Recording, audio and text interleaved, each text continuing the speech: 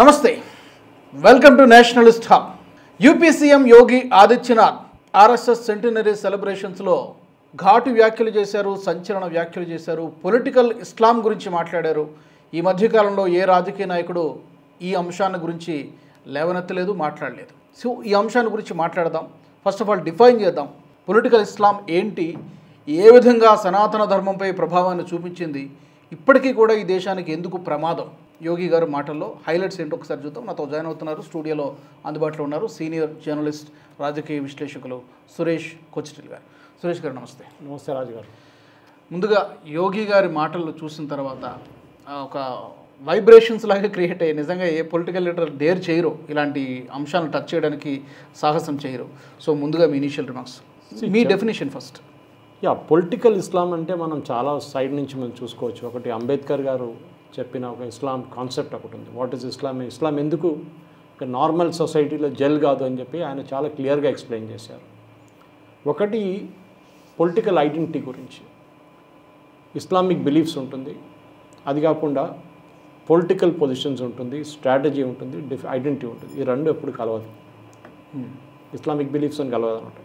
ఇంకోటి మొబిలైజేషన్. మనం పొలిటికల్ ఇస్లాం గురించి మాట్లాడుతున్నాం. మొబిలైజేషన్ కాకుండా పొలిటికల్ మూవ్మెంట్ యాక్టివిటీస్ నడుస్తున్నప్పుడు పొలిటికల్ పార్టీస్ ఏం చేస్తారంటే సోషల్ సర్వీస్ కానీ మిగతా కమ్యూనిటీ సర్వీస్ చేసి ప్రజల్ని ఆకర్షించుకుంటారు. మూడోది డైవర్స్ ఇంటర్ప్రిటేషన్స్ అంటారు. ఇంటర్ప్రిటేషన్స్ ఏంటంటే బేసిక్లీ ఒక సింగిల్ మొనోలిథిక్ మూవ్మెంట్ కాకుండా, మేము ఇస్లాం అని కాదు కానీ దాన్ని ముక్కలు ముక్కలు చేసి సపరేట్గా మేము చేసుకుంటున్నాం, మాది షియా, మాది సున్నీ, మాది మిగతా కేటగిరీ అని చెప్పి వాళ్ళు అట్లా ఒక మేము సాలిడ్ బ్లాక్ పెట్టుకొని మీ దగ్గర రావట్లేదు అని చెప్పేసి అదొకటి ఉంటుంది. ఇది మెయిన్ స్ట్రీమ్ పార్టీస్ చేస్తారు. అది కాకుండా రాడికల్ ఆర్గనైజేషన్, పిఎఫ్ఐ లాంటి ఆర్గనైజేషన్ కూడా చేస్తారు. ముందు సిమి ఉండే. నాలుగోది ఏంటంటే పర్సనల్ రిలీజియన్ అబ్జర్వెన్స్ అని. డైరెక్ట్ నేను మిమ్మల్ని అఫెండ్ చేయట్లేదు రాజుగారు, ఓకే, నేను మీ ముందు కూర్చొని నమాజ్ చేయట్లేదు, నేను పక్కన వెళ్ళి చేసుకుంటాను, సెక్యులర్గా ఉంటాను. ఇది ఒక డెఫినేషన్ అనమాట. సో బేసిక్లీ 4 పాయింట్స్ తీసుకుంటే మీకు అర్థమైపోతుంది. ఇస్లాం అనేది ఒక పొలిటికల్ ఐడెంటిటీతోని, ఒక యాక్షన్తోని మనం చూసుకుంటే సొసైటీలో స్టేట్ అంటే కంట్రీ దానితో అలైన్ కావడం చాలా డిఫికల్ట్ ఇస్లామిక్ ప్రిన్సిపల్స్తో. దానికోసం మీరు చూసుంటారు ఇస్లామిక్ రిపబ్లిక్స్లో పనికొస్తుంది కానీ ఒక సెక్యులర్ స్టేట్కి వచ్చేటప్పుడు పనిచేయట్లేదు. మీరు ఇది యూఎస్లో చూడొచ్చు. స్పెసిఫిక్లీ యూఎస్లో మీరు యూకేలో ఉన్నంత ఫ్రీడమ్ యూఎస్లో ఇవ్వరు ఇస్లాం ప్రాక్టీస్ చేయడానికి, లేకుంటే ఓపెన్లీ డెమాన్స్ట్రేట్ చేయడానికి. ఇప్పుడు ప్యాలెస్టైన్ కాన్ఫ్లిక్ట్ జరుగుతున్నప్పుడు కూడా అక్కడ కొలంబియా యూనివర్సిటీ కానీ మిగతా ప్లేస్ ప్రొటెస్ట్ చేస్తున్నప్పుడు దాని వ్యతిరేకంగా ట్రంప్ అడ్మినిస్ట్రేషన్ తీసుకున్న మూవ్స్ మీకు తెలుసు చాలా మటుకు. బైడెన్ ఉన్న పని చేసుకున్నారు కానీ దాని తర్వాత వచ్చిన దానికి క్రాక్ డౌన్ చేశారు అనమాట. ఎందుకంటే మీరు ఇస్లాంని పొలిటికల్ మొబిలైజేషన్లో వాడుకుంటున్నారు, రిలీజియన్గా వాడుకుంటలేరు. రిలీజియన్తో వాడుకుంటే ఎవరికి అభ్యంతరం లేదు. సో మీరేం చేస్తున్నారు అంటే పొలిటికల్ పార్టీ సెటప్ చేయడం కానివ్వండి, కమ్యూనిటీ ఆర్గనైజేషన్ సెటప్ చేసి, ఇప్పుడు మీరు ఎంఐఎంని తీసుకోండి హైదరాబాద్లో, వాళ్ళు ఎక్కడి నుంచి మొదలయ్యారు? రజాకార్ నుంచి మొదలైంది వాళ్ళది జర్నీ. కానీ అందరూ వాళ్ళ రజాకార్ జర్నీ మర్చిపోయారు. అప్పుడు చేసిన అత్యాచారాలు కానివ్వండి, హిందువుల మీద చేసిన దాన్ని అన్నీ మర్చిపోయారు. కన్వర్షన్స్ వాళ్ళ దాంట్లోనే చాలామంది ముస్లిమ్స్ ఉన్న వాళ్ళు అందరు కన్వర్టెడ్ ముస్లిమ్స్. దానికోసం మీరు ఇస్లాం రిలీజియస్ చూస్తే, స్పెషల్లీ మీరు జీసీసీ కంట్రీస్కి వెళ్తే ఇండియన్ ముస్లిమ్స్ని వాళ్ళు పట్టించుకోరు ఎక్కువ. బికాజ్ దే బిలీవ్, ఇండియన్స్ అని కాదు, పాకిస్తానీ కానీ బంగ్లాదేశీ ముస్లిమ్స్ని ఎక్కువ పట్టించుకోరు. Because they believe they are converts, original కాదు వీళ్ళు. That is the feeling there అన్నమాట. ఇక్కడ కూడా మీరు చూడండి క్రిస్టియానిటీలో కూడా ప్రాబ్లం ఉంది. క్రిస్టియన్ కన్వర్ట్స్, మన ఎస్పెషల్లీ దళిత్ నుంచి వచ్చిన క్రిస్టియన్ కన్వర్ట్స్కి చర్చ్ లోపల ఎంట్రీ ఉండదు. ఒకసారి వాళ్ళు కొన్ని ప్లేసెస్లో కంప్లైంట్ కూడా వాళ్ళు చేశారు చాలా మటుకు, మమ్మల్ని లోపల వెళ్ళనట్లేదు, సెమెట్రీలో అదే సెమెట్రీలో మమ్మల్ని వాళ్ళని అక్కడ బరీ చేయనట్లేదు అని చెప్పి చాలా మటుకు కంప్లైంట్స్ వచ్చినాయి అనమాట. సో ఇది చూడడానికంటే అంబేద్కర్ గారు చెప్పినట్టు నేను చెప్పాను కదా, అదొక స్పెసిఫిక్స్ ఉంటుంది. ఫర్ ఎగ్జాంపుల్ ఇస్లాం ప్రాక్టీస్ తీసుకుందాం. ముస్లిం బ్రదర్హుడ్ ఈజిప్ట్లో, దాన్ని స్టార్ట్ అయింది ఖతర్ నుంచే స్టార్ట్ అయింది. ఖతర్లో ఎప్పుడు కూడా ఇస్లామిక్ వాళ్ళు ఉన్నారు. అది ఇస్లామిక్ సాల్వేషన్ ఫ్రంట్ అక్కడ ఇంకోటి, ఇదంతా ఈజిప్ట్లో ఉంది. వీళ్ళ పేరు వినంగానే మీరు అనుకుంటే Islamic brotherhood, Islamic salvation front అనగానే వీళ్ళేదో పెద్ద పని చేస్తున్నారు అనుకుంటాం. అది కాకుండా కమ్యూనిటీ, ఫర్ ఎగ్జాంపుల్ వీళ్ళు బిల్డింగ్ మాస్కులు కడతారు. అది కాకుండా హెల్త్ కేర్ ప్రొవైడ్ చేస్తారు. పబ్లిక్ వర్చ్యూ, కమ్యూనిటీ యాక్షన్తో మీరు జకత్ ఇవ్వాలి, మీరు డొనేషన్స్ ఇవ్వాలి, మీరు మంచి సిటిజన్గా ఉండాలని చెప్పి కమ్యూనిటీ యాక్షన్ ఒకటి చేస్తారన్నమాట. ఇస్లాం ఇన్ ప్రాక్టీస్ దిస్ ఇస్. ఇంకోటి ఇంటర్నేషనల్ మూమెంట్స్ ఉంటుంది. ఫర్ ఎగ్జాంపుల్ గులైన్ మూమెంట్ ఒకటి ఉంది, అది ఇంటర్నేషనల్లీ ఆపరేట్ చేస్తుంది అనమాట. అదేంటి బియాండ్ నేషనల్ బార్డర్స్ వెళ్తుంది అది. ఓకే, సో ఇదన్నీ మనం చూసుకుంటూ వస్తే there is a lot of definitions Islam గురించి, పొలిటికల్ ఇస్లాం, ఐడియాలజీ గురించి ఉంటుంది. కానీ మనం అడిగిన దానికోసం, ఎందుకంటే నేను ఒక middle east research and information project అనుకుంటే వాళ్ళు కూడా డిఫైన్ చేశారు చాలా క్లియర్గా what is it that political Islam is all about. ఒక వైడ్ రేంజ్ ఆఫ్ యాక్టివిటీస్ ఉంటుంది, డొమైన్ ఆఫ్ పాలిటిక్స్ ఉంటుంది. అది కాకుండా డిస్టింగ్విష్ చేయడానికి అక్కడి నుంచి తీసి వీళ్ళు చాలా మటుకు వెస్టర్న్ థాట్స్, వెస్టర్న్ స్కాలర్షిప్లో కూడా వాడుకొని దాన్ని మార్చుతారన్నమాట. So it's a very heavy subject actually. Okay. So బేసిక్గా ఇప్పుడు యోగి ఆదిత్యనాథ్ గారు మాట్లాడిన దాంట్లో మనం బ్రిటిష్ వారి పరిపాలన గురించి మాట్లాడాము, ఫ్రెంచ్ వాళ్ళ గురించి మాట్లాడాము. సెలెక్టివ్ సైలెన్స్, దీని గురించి ఎవరూ మాట్లాడలేదు. సనాతన ధర్మాన్ని ఏ విధంగా తొక్కిపెట్టడమో లేకపోతే నాశనం చేయడమో, ఈరోజు కూడా అదే థ్రెట్ దేశానికి ఉన్నది అని మాట్లాడారు. ఉందా ఈరోజు కూడా అదే థ్రెట్ ఉందా మన దేశం? మనం చూస్తున్నాం కదా. ఇప్పుడు మీరు యూపీలో తీసుకోండి పాలిటిక్స్.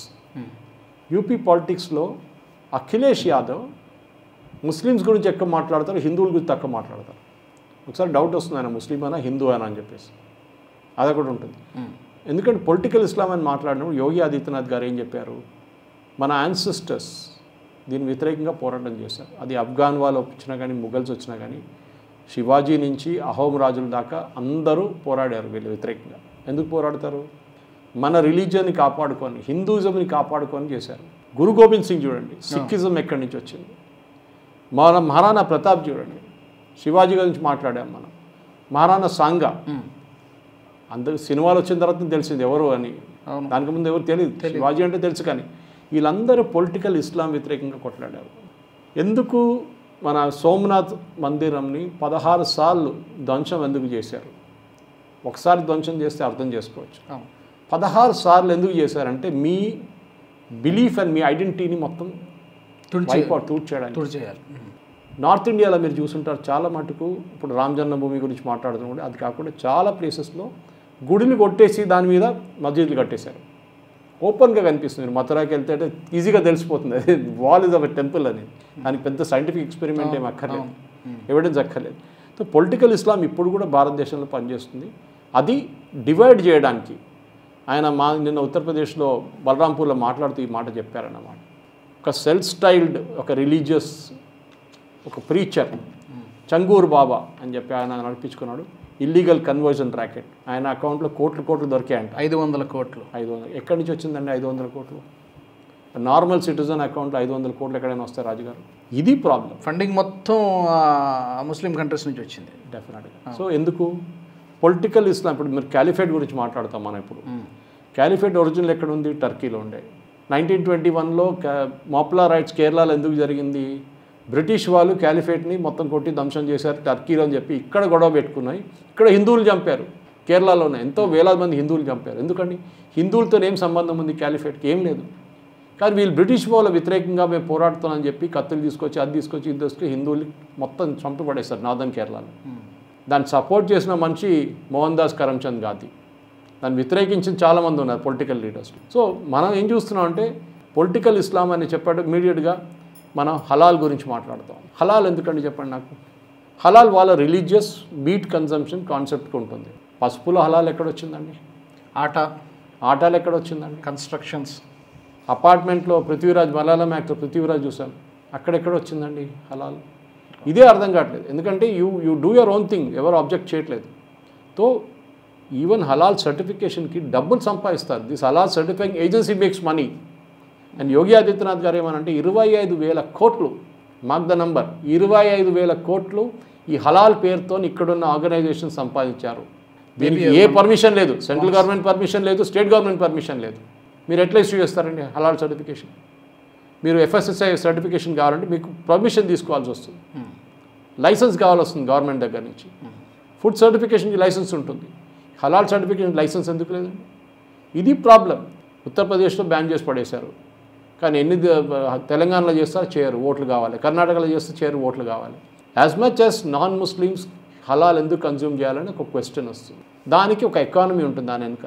ఎందుకంటే ఈ డబ్బులంతా ఎక్కడ వాడుకుంటారు, ఎక్కడ వాడుకోవాలి కదా. 25,000 కోట్లు వచ్చింది, అది ఓన్లీ ఫ్రమ్ వన్ స్టేట్ అనుకుంటా. అక్రాస్ సర్టిఫికేషన్ చేస్తే అక్రాస్ ద స్టేట్స్ అంటున్నారు. సో అక్రాస్ ద కంట్రీ ఇది ఫిగర్. ఈ డబ్బులు ఎక్కడ పోతుంది, అకౌంట్ లేదు దానికి. ఎక్కడ వాడుకుంటున్నారు 25 కోట్లు? ఏంటి మీరు ఈ లైసెన్స్ ఇవ్వడానికి, ఈ ప్రోడక్ట్కి లైసెన్స్ కావాలంటే తీసుకోండి, దీనికి హలాల్ సర్టిఫికేషన్ ఇంత డబ్బులు కట్టండి, సర్టిఫికేట్ తీసుకెళ్ళండి, అయిపోయింది. తర్వాత ఇంకోటి వస్తాడు, నాకు దీని కావాలంటే అది తీసుకోబాబు, ఇది కూడా పెట్టేసి లైసెన్స్ కట్టేసి. మొబైల్ ఫోన్కి హలాల్ కావాలన్నా మొబైల్ ఫోన్ కూడా హలాల్ తీసుకో. ఏంటి, you are not certifying, not checking, nothing. For example meat స్లాటర్లో ఒక ప్రాసెస్ ఉంది వాళ్ళకి, అది వాళ్ళు చెప్పొచ్చు నెక్ కట్ చేసి బ్లీడింగ్తోనే, చాలా హారబుల్ అది. మనం పంజాబ్ సైడ్లో, హిందూ సైడ్లో, నార్త్ ఇండియాలో జట్కా మీట్ అంటే ఒకటే స్ట్రోక్లో finish, the animal is dead. Slowly చంపడం కాదు. సరే వాళ్ళ దాంట్లో వాళ్ళు ప్రేయర్ చేసి చేయాలి అంతే. దాంట్లో ప్రాబ్లం ఎక్కడ వస్తుందంటే దాంట్లో ఓన్లీ ముస్లిమ్స్ కెన్ పార్టిసిపేట్. అంటే మీరు ఆ ఇండస్ట్రీ నుంచి హిందువులు మొత్తం తీసేశారు. అట్లాంటి స్లాటర్ హౌసెస్లో హిందువులు పనిచేయలేరు. ఇట్స్ డెలిబరేట్ అటెంప్ట్ అన్నమాట. రేపు పసుపు హలాల్ కావాలంటే అక్కడ హిందువులు పనిచేయకూడదు అంటారు. పసుపు ఫ్యాక్టరీలో, మిర్చి ఫ్యాక్టరీలో హిందువులు ఉండకూడదు అంటారు. ఆటా ఫ్యాక్టరీలో హిందువులు పనిచేయకూడదు అంటారు. హలాల్ కాదు అప్పుడు అంటారు. How will you do it చెప్పండి రాజు గారు? చేయలేము. అది it's illegal, blatantly illegal. So డెఫినెట్గా మనం చూస్తున్న మూవ్స్ ఏంటంటే ఎందుకు చేస్తున్నారనేది, దానికి మనం కొంచెం వెనకకు తిరిగి చూస్తే అంబేద్కర్ గారు చెప్పిన మాట కూడా ఉంది దానికి. ఎందుకంటే మొన్న అంబేద్కర్ గారి కన్నా ముందు మనం ఇది మాట్లాడదాం. మరి అఖిలేష్ యాదవ్ దీపాలు ఎందుకు వెలిగిస్తున్నారు దీపావళికి? Why to spend money? Correct, very good question. చాలా ఇంకా అడగొచ్చు కదా దానికి. ఇంకా మిగతా రిలీజియన్స్ వాళ్ళు చేస్తున్నాడు, మీరు ప్రశ్నలను అడిగారా?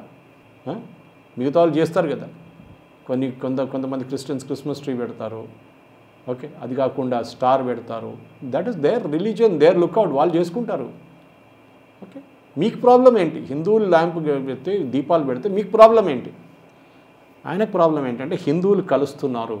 ఆ మూమెంట్ వచ్చేసి మీరు 10 సంవత్సరాల ముందు చూడలేదు అయోధ్యలో, ఇప్పుడు చూస్తున్నారు. 5 సంవత్సరాలు కూడా ఇంత పెద్ద సెలబ్రేషన్ లేకుండే అక్కడ, ఇప్పుడు చూస్తున్నారు.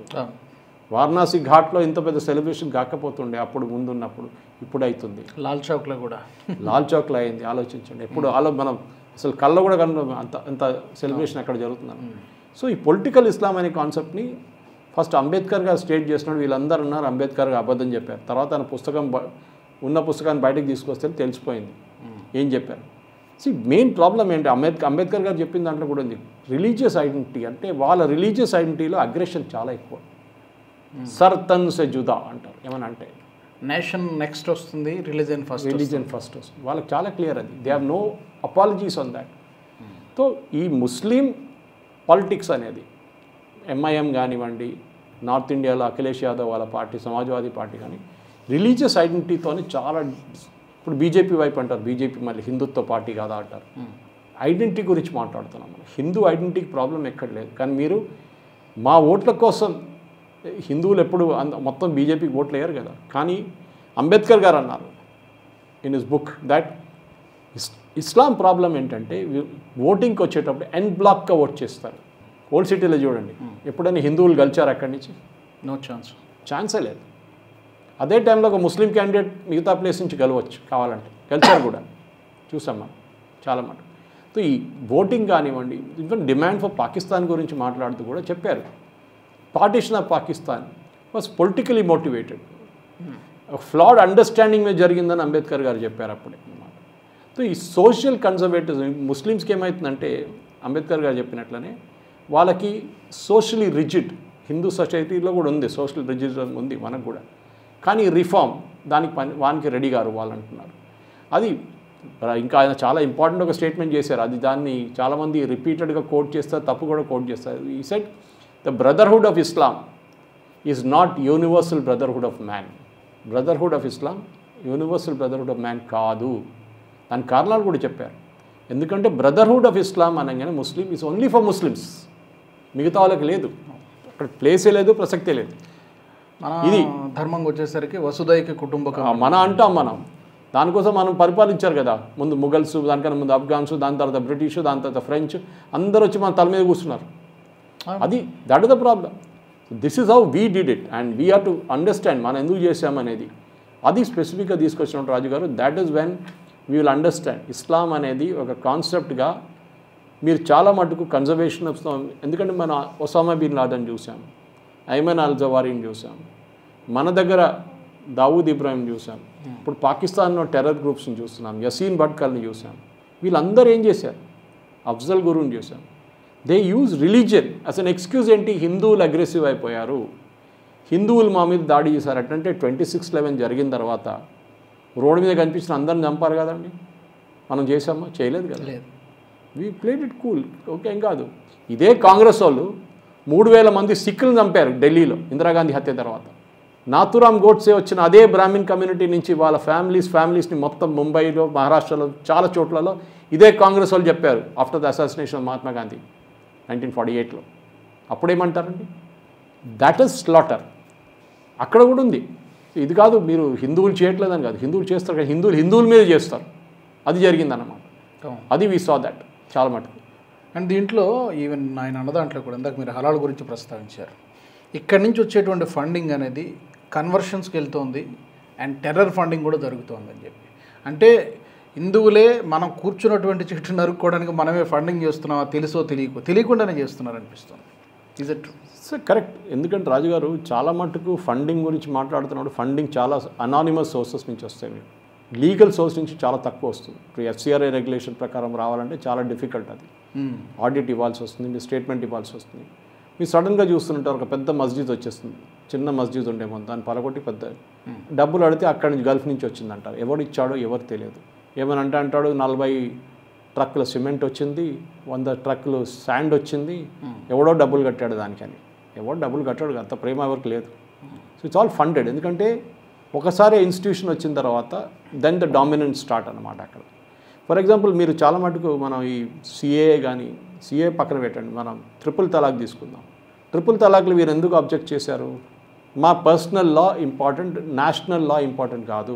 షాబాను కేసులో కూడా రాజీవ్ గాంధీ మీద ఇంత ప్రెషర్ ఎందుకు తీసుకొచ్చారంటే ఒక చిన్న 190 రూపాయలు 180 రూపాయలు మెయింటెనెన్స్ ఇవ్వడానికి షాబానుకి ముస్లిం లీడర్స్ ప్రెషర్ పెట్టారు. ఇవ్వకూడదు మెయింటెనెన్స్, ముస్లిం మహిళలకి ఇవ్వకూడదు. అంత చిన్న అమౌంట్ అది కూడా 180 రూపాయలు ఏమొస్తుంది రాజుగారు ఆ రోజుల్లో కూడా. సో ఇట్లాంటి దానికి వంగిపోయారు మొత్తం రాజీవ్ గాంధీ గారు. వి కాన్ఫ్లిక్ట్ విత్ కామన్ లా. ఇప్పుడు మీరు అంటారు కదా ట్రిపుల్ తలాక్ అన్నారు, మన దాని తర్వాత ఈ ముస్లిం లాలో ముస్లిం పర్సనల్ లా అంటారు వీళ్ళు. అది sharia law should prevail over common law అంటారు. అంటే మళ్ళీ సెక్యులర్ గురించి మాట్లాడతారు అప్పుడు కూడా. వీఆర్ సెక్యులర్ అంటారు కానీ మా లా మీ లా మీద అప్లికబుల్ కాదు, మా లా సపరేట్ ఉండాలంట. మళ్ళీ ఎందుకండి secular? Then you call yourself Islamic directly. అది కాదు వచ్చింది రా. ఇది కాకుండా మేము చెప్పేది చాలా మటుకు సోషల్ కన్జర్వేషన్ హిందూ సొసైటీలు కూడా చాలా మటుకు రిజిడ్ లాస్ ఉన్నాయి. మనం చూసాది సతీ ఉండే అన్నీ ఉండే ముందు రాజ్మోహన్ రాయ్ లాంటి వాళ్ళు వచ్చి దాన్ని మొత్తం కంప్లీట్గా మార్చేశారు వాళ్ళు. సో ఈ రిలీజియస్ ఐడెంటిటీ గురించి మాట్లాడుతున్నాం. ముస్లిం పాలిటిక్స్ చాలా మటుకు ఎప్పుడు రిలీజియస్ ఐడెంటిటీతోనే ఉంటుంది. వాళ్ళు డ్రెస్ చేసేసి చూడండి. ఇప్పుడు ఒక హిందూ మీరు రోడ్డు మీద కనిపిస్తే గడ్డం పెట్టుకున్నాడు కడితే మీరు ఇస్లాం మీరు you can mistake him some times. కానీ చాలా క్లియర్ ఎట్లా తెలిసిపోతుందని టోపీ వేసుకుని ఉంటాడు. That making it very obvious that I'm different from you. Okay, నేను టోపీ వేసుకోకుండా కూడా తిరగను, టోపీ వేసుకుంటే తిరుగుతాను, టోపీ వేసుకొని బండి నడుపుతాను, 2 వీలర్, హెల్మెట్ వేసుకోను. ఇదంతా ఉంది వాళ్ళకి. అందరం చెప్పట్లేదు, again there are different interpretations. కానీ మీరు రోడ్ మీద నిలబడితే మీకు తెలిసిపోతుంది చాలా క్లియర్గా. అదే టైంలో ఒక హిందూ ఒక చోటుకి వెళ్ళి వాడు టీకా వేసుకొని రుద్రాక్ష మాల వేసుకొని వెళ్తే వాళ్ళని అప్పుడే ఇమ్మీడియట్గా చూస్తారు, ఏంట్రా ఇట్లో ఉన్నాడని విచిత్రంగా చూస్తారు. చాలా ఇది హిందుత్వాడు అయిపోయింది. కానీ అక్కడ అదే టైంలో అటువైపు నో ప్రాబ్లం, బుర్కా వేసుకోండి, హిజాబ్ వేసుకోండి, నో ప్రాబ్లం. కానీ హిందూ మహిళలు ఒక గొంగట్ వేసుకోగానే అరే వీళ్ళు ప్యాట్రియాషి, వీళ్ళు దాని గురించి we have to protest against it అని చెప్పి మన ఖాన్ మార్కెట్ గ్యాంగ్ దిగుతారు అప్పుడు ఇమ్మీడియట్గా. ఇదన్నమాట. సో ముస్లిం ఐడెంటిటీ గురించి I think the best book is Ambedkar's book. మనం అర్థం చేసుకోవాలంటే ఆయన చాలా డీప్. ఎందుకంటే అంబేద్కర్ గారు రాసిన ఏ పుస్తకమైనా చూడండి, ఆయన చాలా ఇన్డెప్త్ రీసెర్చ్ చేసి రాసిన పుస్తకాలు ఆయనకి. సో ఆయనకు తెలుసు ఏం జరిగిందని. ఎందుకంటే అంబేద్కర్ గారు జీవితంలో 2 సార్లు పోటీ చేశారు ఎలక్షన్కి. కాంగ్రెస్లో ఆయన ఎప్పుడు లేకుండే, కానీ 2 సార్లు ఆయన ఓడించింది కాంగ్రెస్ పార్టీ. 2 సార్లు లోక్సభ ఎలక్షన్లో పోటీ చేసిన అంబేద్కర్ గారిని ఓడించింది కాంగ్రెస్ పార్టీ. వాళ్ళ క్యాండిడేట్ ఓడించారు. అండ్ 2 సార్లు నెహ్రూ చెప్పారు ఈయనని ఎట్లయినా ఈయన గెలవకూడదని చెప్పేసి అంత కోపం ఉండే నెహ్రూకి అంబేద్కర్ గారి మీద. And this is all related. ఎందుకంటే అంబేద్కర్ గారు క్యాబినెట్ నుంచి రిజైన్ చేసినప్పుడు హిందూ కోడ్ బిల్ నుంచి రిజైన్ చేశారు. సో ఎక్కడైనా చూడండి ఇస్లాం గురించి మాట్లాడితే ఇమ్మీడియట్గా వాళ్ళు మేము డిఫరెంట్, మీరు different, but then we are a secular country. ఇది లాజిక్. అయితే ఇప్పుడు హిస్టోరియన్స్ అంతా కూడా మొత్తం సైలెంట్ అయిపోయారు, తప్పుగా ప్రొజెక్ట్ చేశారు అనేది ఆయన కూడా చెప్పారు. ఇప్పుడు యోగి గారు మాట్లాడడం వెనక దీనికి ఏమైనా సొల్యూషన్ ఉంది? ఎందుకంటే పాకిస్తాన్ ఫామ్ అయింది కూడా దీనివల్లనే అని చెప్పారు. పాకిస్తాన్ ఫామ్ అయింది కూడా దీనివల్లనే. ఇప్పుడు దీన్ని మాట్లాడడం వెనక దీనికి ఏమైనా సొల్యూషన్ ఉందా? దీని గురించి ఓపెన్గా డిస్కస్ చేయడం ఒకటే సొల్యూషనా ఏంటి? What is the solution? Discussion అయితే ఉండాలి. డిస్కషన్ అండ్ డిబేట్ అనే సొసైటీలో it's a part of it. కానీ it cannot be one way traffic. ఇప్పుడు దాకా ఏమైపోయిందంటే హిందువులు ఎప్పుడు తల ఉంచుకొని నడవాలి, వాళ్ళకి అసలు మిగతా సైడ్కి వాళ్ళ రిలీజన్ ఇంపార్టెంట్ అంట. మనకి కొన్ని సంవత్సరాల ముందు దాకా కృష్ణాష్టమికి హాలిడే లేకుండే, కానీ కేరళలో ముస్లిం ఫెస్టివల్ రాగానే ఒక్కరోజు బదులు 3 రోజులు ఇస్తారు, 2 రోజులు ఇస్తారు హాలిడే. ఎందుకంటే అది మనకి ఇక్కడ కూడా ఇవ్వచ్చు కదా, మీరు అట్లా అంటే చేయరు. హోలీకి 1 రోజు ఇస్తారు, 2 రోజులు ఇవ్వచ్చు కదా, 3 రోజులు ఇవ్వచ్చు కదా, ఇవ్వరు. సో ఏం చెప్తారు, ఒక ఓవర్ ద టాప్ రియాక్షన్ చాలా మటుకు. మీరు హజ్ కొన్ని సంవత్సరాల ముందు అక్కడ టికెట్ కూడా గవర్నమెంట్ ఇస్తుండే, సబ్సిడైజ్ టికెట్. అదే టైంలో ఎవరైనా భారతదేశం నుంచి కైలాష్ మాన్సరోవర్ ట్రిప్ లేకుండా ఎక్కడైనా వెళ్ళినప్పుడు, కేదార్నాథ్ యాత్రకి వెళ్ళినప్పుడు ఎవరైనా సబ్సిడీ ఇస్తారండి, ఎక్కువ డబ్బులు తీసుకుంటారు. అది మెయిన్. కేరళలో శబరిమలకి మీరు నిలక్కల్ నుంచి పంపాకి వెళ్ళాలంటే పంపా నుంచి దిగి అక్కడి నుంచి సన్నిధానంకి వెళ్తారు కదా, నిలక్కల్ నుంచి పంపాకి డబుల్ ద బస్ ఫేర్ తీసుకుంటారు శబరిమల పిలిగ్రిమ్స్ దగ్గర నుంచి. ఎందుకండి అది? బికాజ్ మీకు క్యాప్టివ్ ఆడియన్స్, మీరు ప్రైవేట్ బస్సెస్ అలౌ చేయరు. సో మీకు దగ్గర క్యాప్టివ్ ఆడియన్స్, వాడు ఎక్కడ పోతాడు పాపం, లేకుండా నడుచుకుంటూ పోవాలి, పోతే పోయిందని చెప్పి ఆ డబ్బులు ఇచ్చి ఆ బస్సులో ఎక్కుతాడు. ఇది ఎవ్రీవేర్ దేస్ అ డిస్క్రిమినేషన్. ఏంటంటే వాళ్ళకి రైట్స్, ఫర్ ఎగ్జాంపుల్ స్కూల్ నడిపించడంలో కాన్స్టిట్యూషన్ రాసి పెట్టారు, ఇప్పుడు మనం దాన్ని డిస్ప్యూట్ చేయలేము. ఏంటంటే మైనారిటీస్కి, రిలీజియస్ అండ్ లింగ్విస్టిక్ మైనారిటీస్కి స్కూల్స్ రన్ చేయడానికి అథారిటీ ఉంది. వాళ్ళు ఎవరి దగ్గర అడగక్కర్లేదు, వాళ్ళకి పర్మిషన్ ఇవ్వాల్సిందే స్టేట్ అంటే గవర్నమెంట్. అదే టైంలో ఒక హిందూ ఇన్స్టిట్యూషన్ స్కూల్ స్టార్ట్ చేయాలంటే పర్మిషన్ తీసుకోవాల్సి వస్తుంది.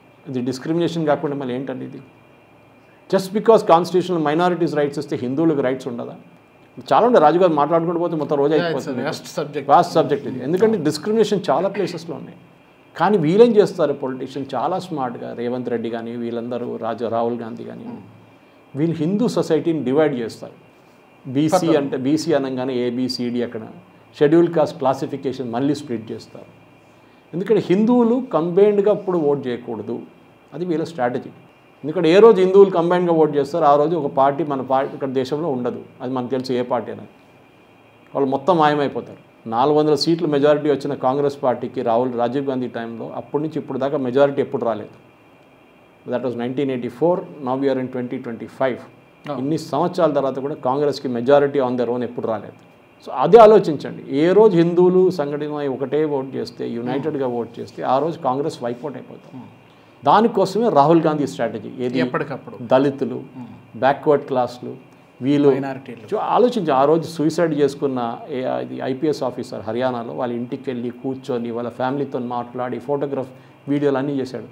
అదే టైంలో ఒక ఎస్ఐ సూసైడ్ చేశారండి అక్కడ. ఈయనని అక్యూజ్ చేసుకుంటా, సూసైడ్ నోట్లో ఇదే ఐపీఎస్ ఆఫీసర్ని అక్యూజ్ చేసుకుంటా, ఆయన కరప్ట్ ఫెలో, ఆయన డబ్బులు తీసుకుంటాడని చెప్పి ఆయన ఆల్మోస్ట్ పట్టుకున్నారని తెలిసినప్పుడు ఆయన సూసైడ్ చేశాడని చెప్పి సూసైడ్ నోట్ రాసి వీడియో రాసిన మంచి రాహుల్ గాంధీ ఆయన ఇంటికి ఎందుకు వెళ్ళాడు? ఓన్లీ దళిత్ ఇంటికి వెళ్తారు, వెళ్ళండి, మీరు ఎవరు అబ్జెక్ట్ చేయట్లేదు. బట్ మిగతా వాళ్ళు కూడా చూసుకోవాలి కదా, వాళ్ళు చూడరా? ఇది ఎట్లయిపోయిందంటే, మన అఖ్లాక్ చనిపోయినప్పుడు పినరాయి విజయన్ కేరళ నుంచి వెళ్ళి హర్యానాకి వెళ్ళి డబ్బులు ఇచ్చారు వాళ్ళ ఫ్యామిలీకి. కేరళలో చనిపోయిన ముస్లిమ్స్కి డబ్బులు ఇవ్వాలి. ఎందుకు? ఓట్ బ్యాంక్ పాలిటిక్స్, డిస్క్రిమినేషన్, చాలా ఓపెన్ డిస్క్రిమినేషన్. ఇది చాలా క్లియర్. ఐ మీన్, మీరు రాహుల్ గాంధీ, నేను 10 ఎగ్జాంపుల్ తీసి ముందే ఇస్తాను. మీరు 3-4 నెలలు చేసిన పని చాలా క్లియర్గా తెలుసు. ఒక స్ట్రాటజీ ఉంది. ఇట్ ఈస్ ఐసోలేటెడ్ కాదు, it is a very very clear plan. దళితులకి ఆపర్చునిటీ ఇవ్వట్లేదు, దళితుల్ని బీజేపీ ఎలక్షన్ రోల్స్ని తీసేస్తున్నారు. ఇదంతా ఎక్కడ ఎలక్టరల్ రోల్లో దళిత్ అని సపరేట్గా మెన్షన్ చేస్తారండి ఎక్కడైనా? మరి ఆయనకి ఎట్లా తెలుసు దళితుని తీశారని? అది సుప్రీంకోర్టులో అడిగినప్పుడు చెప్పలేదు, నో తెరవలేదు. వీళ్ళు అఫిడవిట్ ఫైల్ చేస్తుంటే అబద్ధాలు ఫైల్ చేశారు, సుప్రీంకోర్టు పట్టుకున్నారు ప్రశాంత్ భూషణ్ని. ఇట్లాంటి పనులు చేస్తారు వీళ్ళు. బికాస్ హిందూ కమ్యూనిటీ ఎప్పుడు యునైటెడ్గా ఉండకూడదు. యూపీలో యోగి ఆదిత్యనాథ్ గారు చూపిస్తున్నారు ఎట్లా చేయొచ్చు అనేది. రామ్ జన్మభూమికి రాహుల్ గాంధీ వాళ్ళ దాకా వెళ్ళాడా? వెళ్ళలేదు. కానీ అక్కడొక్కడ ఉన్న అన్ని దర్గాలకి, మస్జిద్లకి వెళ్తాడు. అది ప్రాబ్లం లేదు ఆయనకి. ఎలక్షన్ ముందు బహుశా ఇప్పుడు యూపీ ఎలక్షన్ వచ్చే ముందు అప్పుడు గుర్తొస్తుందేమో, అప్పుడు ఒక టెంపుల్ రన్ చేస్తారు, అది ఉండొచ్చు. సో పొలిటికల్ ఇస్లాం మనం స్టార్ట్ చేసిన డిబేట్ టాపిక్లో ఏంటంటే పొలిటికల్ ఇస్లాం అనేది వి సా డిస్ట్రక్షన్ ఎట్లా జరిగింది ముస్లిం బ్రదర్హుడ్ నుంచి, ఐసిస్ నుంచి, చాలా మటుకు అల్ఖైదా నుంచి, వీళ్ళందరూ ఒసామా బిన్ లాదన్ ఎందుకు వచ్చారు ఆఫ్ఘనిస్తాన్కి? Is from a very rich family in Saudi Arabia, the bin Laden family.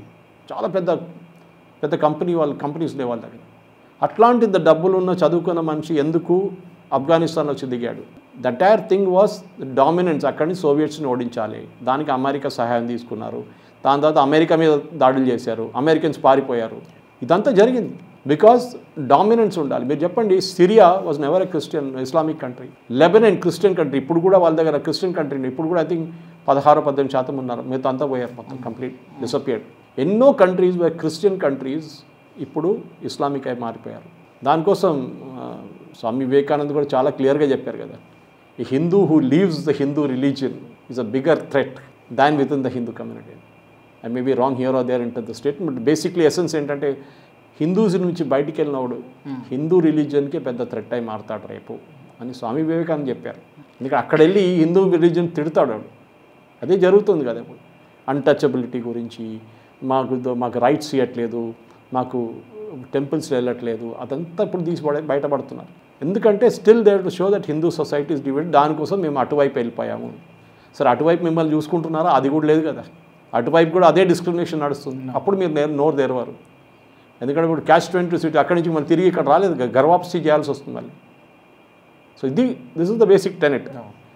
దానికోసం మీరు చూసుంటారు ఎక్కడెక్కడ ఇస్లామిక్ రెజీమ్స్ ఉందో డెమోక్రటిక్గా, I'm just repeating the word again, డెమోక్రటిక్గా ఉన్న ఒక ఇస్లామిక్ నేషన్ నాకు చూపించండి. Pakistan is not a democracy, మనందరూ తెలిసిందే. అటువైపు మలేషియా వెళ్తే అక్కడ కూడా లేదు, ఒక సెంబ్లెన్స్ ఉంది అంతే అక్కడ. Indonesia, yes possible. Malaysia, Indonesia కొంచెం మన డెమోక్రసీ ఉందని చెప్పొచ్చు మనం. మిగతా ఎక్కడ ఉందని చెప్పండి నాకు. ఐదర్ దే రూల్డ్ బై మొనార్క్స్, రాజులు వాళ్ళ ఫ్యామిలీలు ఎన్నో సంవత్సరాల నుంచి పరిపాలిస్తున్నా, వాళ్ళు ఇంకెవరిని రానియరు. ఇరాన్ చూడండి, అంటే Shah of Iran was despotic. వీళ్ళు అయోతాలలో వచ్చారు, వాళ్ళు ఏం చేశారు? వాళ్ళు కూడా అదే పని చేశారు. ఇరాక్ చూడండి, డిక్టేటర్ ఉండే Saddam Hussein. Libya colonel Gaddafi. Syria Hafez al Assad family. Jordan అంతే సంగతి. అక్కడ ఉన్న గాజా సంగతి మనకు తెలిసిందే, ప్యాలెస్టైన్. లెబనాన్ మనం చూసాం, ఉన్న క్రిస్టియన్స్ని చంపేసి అందరూ చెప్పి వాళ్ళు Islamic rulers. Wherever they have done. మన దేశంలో కూడా బహుశా one way we have to thank the Britishers also. వాళ్ళు వచ్చిన దానికోసం వీళ్ళు పారిపోయారో, లేకుంటే దాని ముందే వీళ్ళు ఖతమైపోయారు. ఎందుకంటే ఔరంగజేబ్తో ఖతమైపోయింది మొఘల్ రాజ్యం అంతా, సామ్రాజ్యం. దానికన్నా కొన్ని రోజులు ఉంటుండే ఇక మొత్తం సౌత్ కూడా ఇస్లామైజ్ అయిపోతుంది. వీళ్ళు అర్థం చేసుకుంటలేదు. హిందూయిజం 5,000-6,000 సంవత్సరాల ముందు నుంచి ఉంది. ఇస్లాం వచ్చి ఎన్ని సంవత్సరాలు అవుతుంది, క్రిస్టియానిటీ వచ్చి ఎన్ని సంవత్సరాలు అవుతుంది. We are the oldest religion in the world. ఇక్కడి నుంచి కదా ఉద్భవించి బుద్ధిజం చెప్తారు. Buddhism all came out of Hinduism ఉంది at the end of the day. ఇప్పుడు కూడా మీకు క్లాసిఫికేషన్లు చూస్తే Sikhism, Jains are all listed under Hindus. With they separate religion, no doubt about it. దాంట్లో కానీ అక్కడెక్కడ మీకు కనిపించదు ఈ కన్జర్వేటిజం. సిక్కిజంలో ఎప్పుడు కనిపించదు మీకు Jainism, Parsis, most modern community వాళ్ళు మన దేశం నుంచి, వాళ్ళు ఇరాన్ నుంచి వచ్చిన వాళ్ళు పార్సీస్. కానీ వీళ్ళ ప్రాబ్లం ఏంటంటే వీళ్ళు ఎక్కడ వచ్చినా కానీ వాళ్ళు ఫస్ట్ వాళ్ళ మెథడ్ ఆఫ్ లివింగ్ తీసుకొస్తారు అందరినీ. మీరు ఇట్లనే ఉండాలి, మేము 4 గంటల 40 నిమిషాలు పొద్దున ఆజాన్ చదువుతాను, మీరు నిద్రపోతున్నారా, మీరు ఏం చేస్తున్నారా, పిల్లల ముసలిలో మేము పట్టించుకోం. కరెక్ట్. యోగి ఆదిత్యనాథ్ గారు ఎంటైర్ భారతీయ సమాజానికే ఒక క్వశ్చన్ చేశారు, సూటు ప్రశ్నలు వేశారు. ఈ సెలెక్టివ్ సైలెన్స్ అని వదిలిపెట్టండి, అట్లీస్ట్ ఇప్పుడైనా డిస్కస్ చేయండి, పాస్ట్లో ఏం జరిగిందో తెలుసుకోండి అని చెప్పారు. చూద్దాం ఎంతమంది ప్రజలకు వెళ్తుంది. Thank you very much. ధన్యవాదాలు. మరి ఈ అంశానికి సంబంధించి మీ అభిప్రాయాలను కూడా తప్పకుండా కామెంట్ సెక్షన్లో తెలియజేయండి. ఈ పొలిటికల్ ఇస్లాం అనేటువంటి అంశాన్ని గురించి తప్పకుండా కామెంట్ సెక్షన్లో తెలియజేయండి. మరొక వీడియోలో మళ్ళీ మనం కలుసుకుందాం. జై హింద్. ఈ వీడియో మీకు నచ్చినట్టయితే లైక్ చేయండి, 10 మందికి షేర్ చేయండి. అలాగే కామెంట్ల రూపంలో మీ అభిప్రాయాలను మాతో పంచుకోండి. Nationalist hub group of channels ను సబ్స్క్రైబ్ చేసుకుని తెలుగునాట జాతీయవాద జర్నలిజాన్ని ప్రోత్సహించండి. ఈ వీడియో కింద ఉన్న బెల్ ఐకాన్ పై క్లిక్ చేయడం మర్చిపోవద్దు.